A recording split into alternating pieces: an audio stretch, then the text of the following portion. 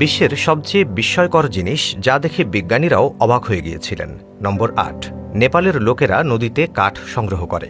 হ্যাঁ, নেপালে যখন নদীর পানি বেড়ে যায় তখন এতে প্রচুর মূল্যবান কাঠ ভেসে আসে। এখানকার স্থানীয় লোকেরা ধারালো অস্ত্রের সাহায্যে সেগুলো সংগ্রহ করে। কিন্তু তারা এটা কেন করে? আসলে এই কাঠগুলো জ্বালানি হিসেবে ব্যবহারের জন্য সংগ্রহ করা হয় এবং অনেকেই এগুলো বিক্রিও করেন।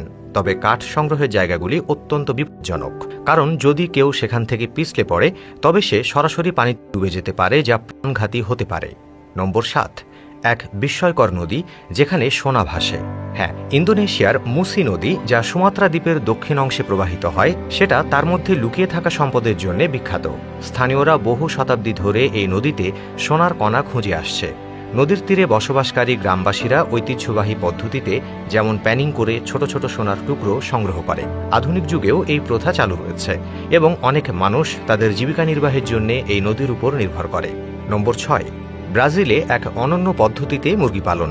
সারা বিশ্বে যেখানে ফার্মে মুরগি পালন করা হয়, সেখানে ব্রাজিলের কিছু অংশে মুরগিদের বনে জঙ্গলে ছেড়ে দেওয়া হয়। এখানে মুরগিরা স্বাভাবিকভাবেই পোকামাকড়, বীজ ও ফল খেয়ে বড় হয়, যা তাদের স্বাস্থ্য ভালো রাখে এবং মাংসের গুণগত মান উন্নত করে। এই পদ্ধতি পরিবেশ বান্ধব, কারণ এতে কোনো কৃত্রিম খাদ্য বা ওষুধ ব্যবহার করা হয় না। নম্বর ৫, আমেরিকার কৃষকদের ফসল দেখভালের জন্য বিমান ব্যবহার। আমেরিকার বৃহৎ কৃষিক্ষেত্রগুলোতে কৃষকরা এরিয়াল স্প্রেইং নামে একটি প্রযুক্তি ব্যবহার করছেন। এই পদ্ধতিতে ফসলের উপর বিমান থেকে কীটনাশক, সার এবং অন্যান্য প্রয়োজনীয় উপাদান ছিটানো হয়।